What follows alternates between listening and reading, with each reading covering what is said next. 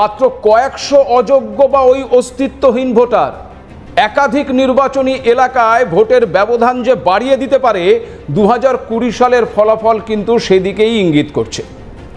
রাজনৈতিকভাবে আবার এবারের বিহারের নির্বাচনও অন্যবারের থেকে আলাদা, কারণ আগের নির্বাচনে মূল প্রতিদ্বন্দ্বী ছিল ওই এনডিএ এবং মহাগঠবন্ধন, কিন্তু এবার সেখানে যুক্ত হয়েছে প্রশান্ত কিশোরের রাজনৈতিক দল জনসুরাজ পার্টি।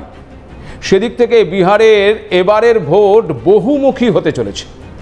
প্রশান্ত কিশোর এই নামটার সঙ্গে বাংলার মানুষ ভীষণভাবেই পরিচিত, তা আমি জানি, কারণ 2021-এ বাংলার বিধানসভা নির্বাচনে এই প্রশান্ত কিশোর ছিলেন রাজ্যের বর্তমান শাসক দল অর্থাৎ তৃণমূল কংগ্রেসের মেন্টর। তৃণমূলকে জেতানোর পাশাপাশি বিজেপি এবং আম আদমি পার্টির জয়ের পেছনেও এই প্রশান্ত কিশোরের কৃতিত্ব রয়েছে। সেই প্রশান্ত কিশোর প্রথমবার নিজেই নির্বাচনী ময়দানে অবতীর্ণ হয়েছেন। খুব স্বাভাবিকভাবে যার নেটওয়ার্ক অন্যকে জেতাতে পারে, সেই প্রশান্ত কিশোরের নেটওয়ার্ক তার নিজের জন্য কতটা কার্যকরী হতে পারে তা নিয়ে আলোচনার শেষ নেই। এখানে একটা বিষয় ভীষণভাবে উল্লেখ করা প্রয়োজন যে এবারে বিহারের ভোটে যে ফ্যাক্টরগুলো গুরুত্বপূর্ণ, একটি সার্ভে অনুযায়ী দেখা যাচ্ছে যে তার মধ্যে 25.9% বিহারের আইন শৃঙ্খলা নিয়ে বলছে। জাতিগত আদমশুমারি এবং সুবিধার বিষয়টি তুলে ধরেছে 25.5% মানুষ। 21.1% ভোটার বেকারত্বকে চিহ্নিত করেছেন। আবার অপারেশন সিঁদুরকে চিহ্নিত করেছেন 10% ভোটার। আর মজার বিষয় হলো 77% উত্তরদাতা বলেছেন এবারে বিহারের ভোটে এসআইআর বিষয়টি আর প্রাসঙ্গিক নয়। এদিকে বিহারের এই জাতিগত রাজনীতিতে প্রশান্ত কিশোরকে অনেকেই কিন্তু ফ্যাক্টর বলে মনে করছেন। নির্বাচনে না জিতলেও ভোট কাটাকাটির অঙ্কে এই প্রশান্ত কিশোর এবারের নির্বাচনে কিং মেকার হয়ে উঠতে পারেন বলেও মনে করছেন অনেকে। সত্যি কি এবারের নির্বাচনে প্রভাব ফেলতে পারে প্রশান্ত কিশোরের দল জনসুরাজ পার্টি? এনডিএ বা মহাগঠবন্ধনের অবস্থা কি? কতটা প্রভাব পড়বে বিহারের এই নির্বাচন বাংলায়? এনডিএ ও মহাগঠবন্ধন যুযুদান দুই পক্ষের মধ্যে প্রশান্ত কিশোরের জনসুরাজ পার্টির অন্তর্ভুক্তিতে বিহারের ভোট রাজনীতি যে অন্য মাত্রা নিয়েছে তা বলাই বাহুল্য। প্রধান দুই প্রতিপক্ষের মধ্যে অঙ্কে যদি ভাগ বসায় ওই জনসুরাজ পার্টি, তবে ভোটের সমীকরণ কিন্তু বদলে যেতে পারে। বিহারের জাতিগত রাজনীতির আঙিনায় প্রশান্ত কিশোরের অবস্থান ভোটদানের ধরনকে ব্যাহত করতে পারে বলে মনে করা হচ্ছে।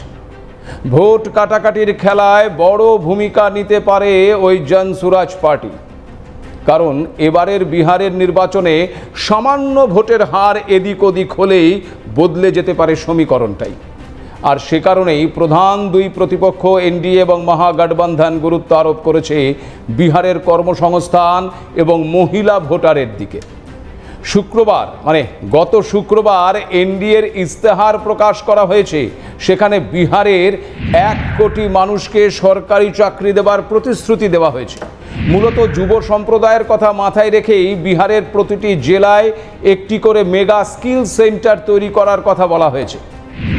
আবার মহিলা ভোটারদের কথা মাথায় রেখে সর্বোচ্চ 2 লক্ষ টাকা সাহায্যের আশ্বাস দেওয়া হয়েছে। লাখপতি দিদি প্রকল্পকে এবার মিশন কোটিপতি করতে চাইছে ওই এনডিএ। 1 কোটি মহিলাকে এই প্রকল্পের অন্তর্ভুক্ত করার কথা বলা হয়েছে।